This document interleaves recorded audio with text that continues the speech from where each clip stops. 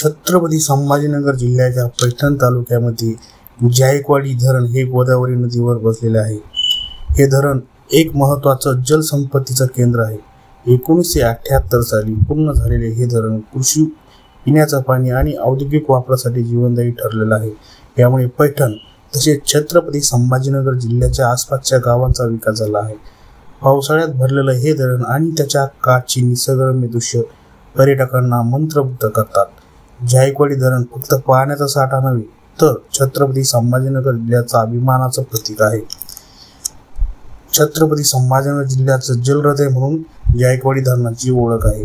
गोदावरीवर बसलेलं हजारो शेतांना जीवन देणारं आणि पावसाळ्यात निसर्गाचं अप्रतिम रूप दाखवणारं आपलं जायकवाडी धरण खूपच अभिमान स्थान आहे। धन्यवाद।